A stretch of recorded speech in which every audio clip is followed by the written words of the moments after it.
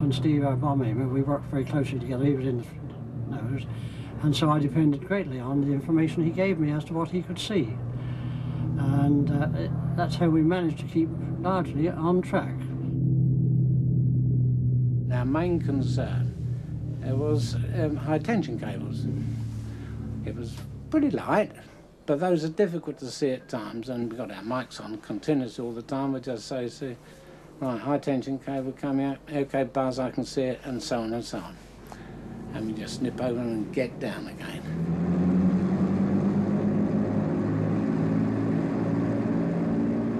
They twinkle in the moonlight. If you see the high tension wires there, twinkling, you know you can go over them. If you see them there, you can't. You've got to make a decision to go under them. You'll never make it over. And you've got to make that decision long before you ever reach there. But that is an actual fact. People saw them up here and tried to go over them, and they just mushed through them. Bad news. Far ahead of F for Freddy, the first wave of Lancasters were approaching their main target. Their attack on the walled Mernay Dam was a total surprise. 220. This is fine. I can see everything. 235. Hold it steady. 235. Hold it.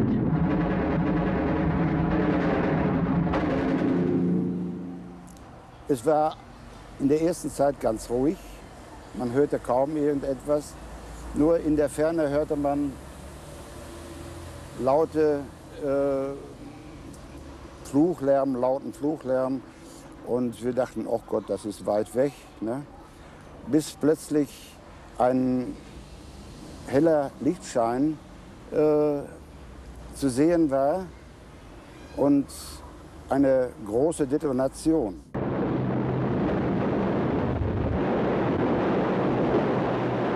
Waar 40 locomotieven heen kwamen. Zo. Dat geluid, dat geruis was dat, van dat wasser. Maar een zwarte massa, die gezegd komen daar zo, daar uit de taal. Toen ben ik gerend naar oben. Daar heb ik nog geroepen, laufen naar oben. Daar waren die lieven niet, blijven staan. Weg, alles weg. Huis, alles weg. Da waren das 15 Meter hohe Wellen. Und wer jetzt als Fußgänger oder als Laufender davor war, der kam in den Wellen um. Wir haben die Wellen noch gesehen, aber wir sind davor weggekommen. Und, aber das war schrecklich. Diese Schreien, was auch ganz schlimm war, unterhalb des Wiedenberges, das ist an der Möhne gelegen, ein Berg, da standen Baracken, wo Zwangsarbeiterinnen, Russinnen wohnten und untergebracht waren. Und die waren nun alle in diesen Gebäuden, in diesen Baracken gefangen und auch konnten da nicht raus. Die sind dann in den Baracken zum Teil geschwommen bis an diese Betonbrücke und da zerstellten die Baracken und dann diese schreckliche Schreien dieser Gefangenen. Das habe ich heute noch in den Ohren. Das Schreien, das war ganz, ganz schlimm. Das war eine ganz schlimme Erinnerung an diese Nacht. It had taken not one but 5 upkeep bombs to breach the walls of the Mernay. 70 miles to the east, the Ada had also been breached with 3 more. F for Freddy and the remaining aircraft now turned towards the crucial Sorpe. They were still over Holland, just behind John Burpee in S for Sugar. We were about 30 seconds to a minute behind Burpee, the aircraft with which Burpee was flying. He flew over a German aerodrome. He was north of us, and why he was there, I have no idea. I dare say the wind had carried him off, or his compass may have been out. And over on the left there we saw some flames and sparks and, you know, a lot of fireworks going on. And we knew, Ken said, God damn, that must be Burpee or Barlow. And it was, of course.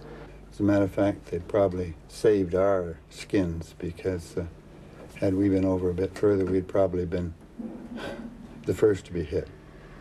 We saw the tracers coming up. We saw the tracers stop when it hit this aircraft. We saw the flames coming up. It must have hit the pilot. He must have been hit because the aircraft started climbing slowly, and then it turned, and a few seconds later, we saw a big a big explosion. But they went down. Tremendous explosion. The whole valley was a great orange ball, and I looked to my port side and saw a road, and I went down the road. It was the only thing I could do. There was no other cover. The rest of it was trees, so we hid behind the trees and went along the road. And it was a pity, it was a shame, and we feel very upset about it, you know, loss of life. And in my opinion, because they weren't down low enough. 3 Lancasters were shot down before they even got to the Sorpe. Others turned back. F for Freddy was one of only 2 bombers to attack the dam known to be the hardest to breach. When we went to the Sorpe, the whole valley was filled with fog. The only thing we could see was the village on top, the church spire sticking through the fog. And that's all we had to go on. We made several runs just to find the dam itself. As a matter of fact, the 3rd run, we almost crashed into it. The crew had been instructed to approach the earthbank Sorpe from a different angle, flying not towards the dam, but parallel to it. The bomb was not to spin or bounce. And we had to try about 6 or 8 times before we got the right height, speed, and location before I dropped the bomb. And off she went, and I clearly remember, you know, taps right open, throttles right through the max boost, and getting out of it, and turning around, and then I saw this water spout go, and in those days it was something quite incredible. The plume was between the moon and ourselves, and you can really see it. What did it look like? Just a big fountain of water come straight up. Well, that must have been a very reassuring sight. It was, and then we looked to see if the dam was still there, and it was still there. The dam held. It was later realized that Wallace's theory, based on the Bradfield Dam, was flawed. The Bradfield had only had a clay core. The Sorpes was solid concrete. With dawn approaching, F for Freddy headed for home, flying over the flooded Merne on the way. Oh, it was immense. You can imagine the gates opening on a dam and the amount of water going through. Well, that's just how it was. A torrent of water going down the valley. To this day, I just look down there because I'm there, I can see things, and I said, Jesus Christ. And Ken tipped the aircraft so he could see, and Dudley came from behind the curtain and looked out, and there she was, this water gushing out like, well, it was incredible, incredible. You did wonder because you could see cars with lights on disappear, obviously underwater, and that must have happened quite a lot. You did wonder if it was all worth it. No, it wasn't very nice that people were dying down there, and you knew you had been responsible for it. Even though if you could start all over again, you would have done just the same because you felt that was your duty. One by one, the surviving Lancasters touched down at RAF Scampton. As dawn broke, it became clear that the squadron's success in breaching the Merne and the Ada had been very costly. 8 of the 19 aircraft had failed to return. Of the 133 men who flew on the raid, 53 had been killed. Barnes-Wallis was stunned by the losses. I don't think he'd envisaged in any very clear sense that outcome, although I suppose he must have known it would happen. But perhaps it was the deaths were greater in number than he'd thought. And he was very, very upset. I think it may be that he felt that had he known how many young men would go, he might have thought perhaps he would not have set the whole raid in motion. I don't know about that. That certainly is what he said. I don't think he really appreciated that we were going to lose anybody. He was concentrating so much on whether his invention would work and whether his vision of breaching the dams was going to be achieved. As dawn broke over the shattered Mörner and Eder dams, the local people faced scenes of devastation. Es war eine große Aufregung und großes Entsetzen bei der ganzen Bevölkerung. Denn wie das Wasser so einigermaßen überschaubar war, dass es zurückging, so am nächsten oder übernächsten Tag, da konnte man sich erst eine richtige Vorstellung von der Katastrophe machen. Das gesamte Möhnetal war überschwemmt, war überflutet. Wo vorher Häuser gestanden hatte, sah man heute nur noch Reste von Fundamenten. Die Häuser waren einfach verschwunden. Das Wasser hatte sie abgedreht von den Fundamenten und total weggeschwemmt. Das ganze Ruhrtal war mit Kadavern von Rindern, Schafen, Hühnern, Pferden und allem möglichen Vieh übersät, ebenso mit sehr, sehr vielen Leichen, sodass man Wochen, Monate hinterher noch diese Leichen, die zum Teil bis zur Unkenntlichkeit zerstört waren, kann man sagen, identifiziert worden sind. In all, 1,300 people had been drowned. Over 200 had simply been swept away in the deluge, never to be seen again. Those victims who could be identified were often found tens of kilometers downstream. All the local police could do was circulate numbered photographs to those whose relatives were missing.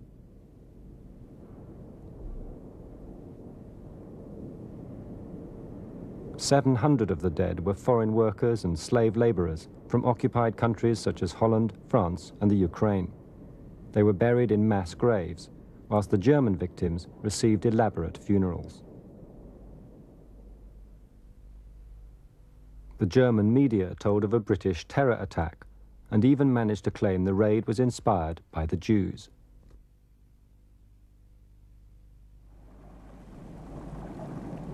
The flooding was widespread.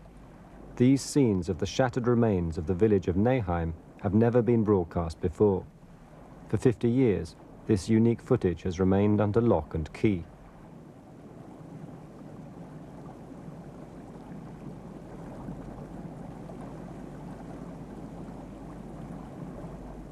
Hitler reacted with fury, blaming the Luftwaffe for failing to stop the attacking bombers. But the Minister of Production, Albert Speer, realized the devastation of industry was not nearly as great as it might have been. If the Sorpe had been destroyed instead of the Eder, said Speer, Ruhr production would have suffered the heaviest possible blow. Today, others agree. The Eder dam had nothing to do with the industry, in the Ruhr Valley. So the damage caused by the breaking of the Eder dam was only in the agricultural field, cows and some farmers, etc., and pigs, but there was no industry in that area. The Sorpe dam was much more important because it played a more important role in the supply of water for the industry in the Ruhr. But it was, fortunately for us, it was not destroyed. Just as the report for the Ministry of Economic Warfare had warned shortly before the raid, both the Mörner and the Sorpe had to be destroyed to cripple the industry of the Ruhr. So was the raid a failure? Not necessarily. In warfare, physical destruction isn't always the most effective weapon. Immediately after the raid, Bomber Command set about getting photographic proof of its success. It had been the first low-level precision night bombing raid ever carried out.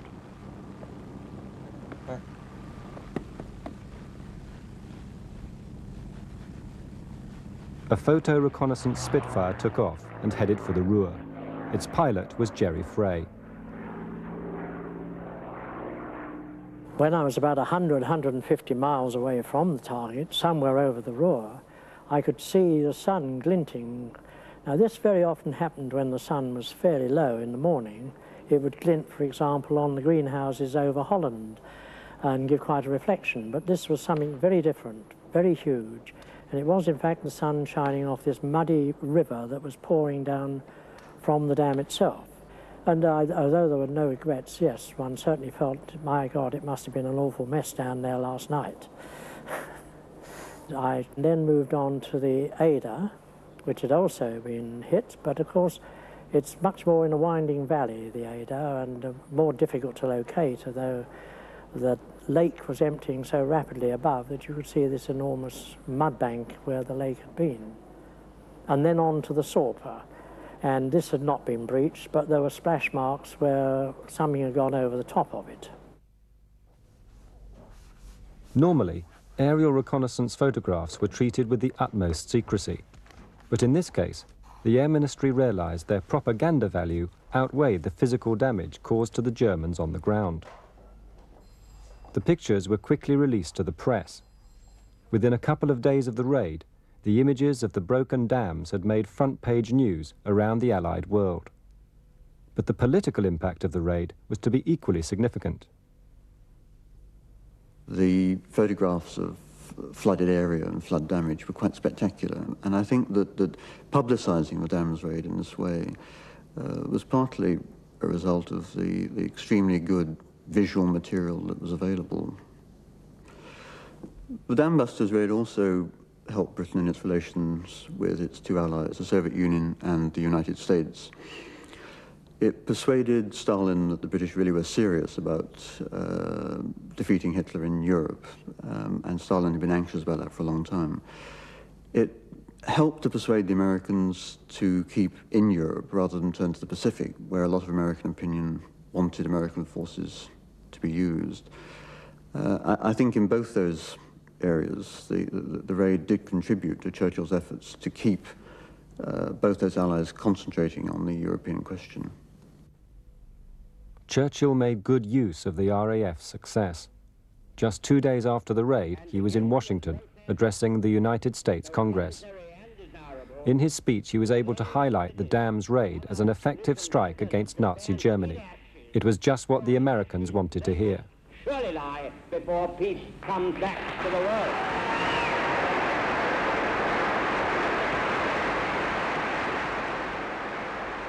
Back in Germany, Albert Speer was determined to rebuild the dams before the autumn rains to reduce the risk of water shortage. The task diverted huge resources. Some 27,000 men were moved from crucial work on the defensive Atlantic Wall to repair the damage. 10,000 frontline troops were ordered to guard all of Germany's vulnerable dams. The Nazis anticipated further dams attacks or even a raid on the reconstruction works. Oh yes, and it was especially Speer, the armament minister, who was afraid of this. And it would have been very easy to destroy the construction, but you didn't come back because you probably thought now the anti-aircraft guns are all installed here and you wouldn't be successful anymore the second time. By October 1943, the dams were rebuilt.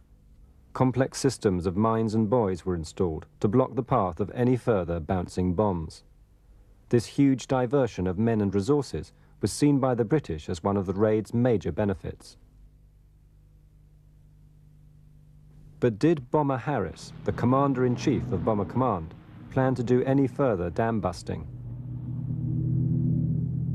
Although the operation was technically a success, well, two dams were effectively breached, Harris remained hostile to the whole idea of dam busting. Two reasons, I think. First of all, because of the extraordinary toll on the crews. He said he simply couldn't send men out with a 50% chance of being killed or captured. You just cannot run a major air force on that sort of basis. Second, I think Harris was simply never persuaded that creating local flood damage really would inflict serious injury on the German war economy. He was convinced that the city-busting program against major industrial centres really was the more sensible use of resources. 617 Squadron were never again to use Upkeep, but that wasn't the end of the bouncing bomb story. There was still 618 Squadron and its smaller bomb, Highball. The problems with Highball, which had been experienced in early 1943, which led to the clash between the RAF and the Admiralty, and the RAF going ahead with Upkeep while Highball was not used, had actually been solved. By late 1944, the weapon was a viable proposition, but of course by that time, the Tirpitz was no longer a target, because the Tirpitz, of course, had been sunk. So it was decided that this weapon would be used against Japanese capital ships in the Pacific. And to that end, 618 went off to Australia and were based in Australia with the idea of them being used in the Pacific in cooperation with the Americans. The Americans themselves had been very interested in Highball and had themselves done some experiments on Highball, which had failed. And there is one strain of thought which suggests that the Americans were not convinced that the weapon would actually be useful. It might actually malfunction and blow up the aircraft as done in their trials.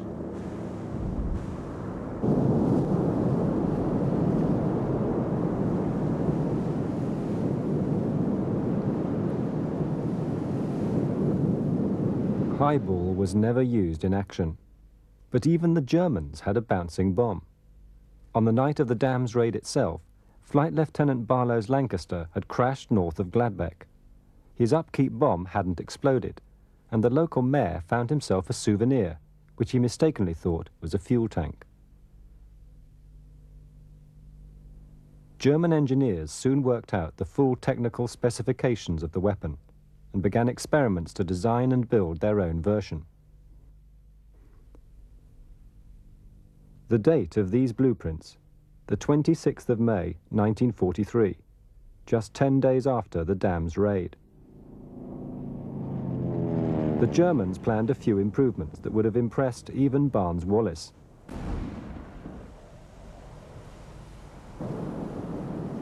Their rocket-powered bouncing bomb had a range of over 4 kilometers. It was codenamed Kurt. But ironically, many of the problems with Highball were dogging Kurt at the same time.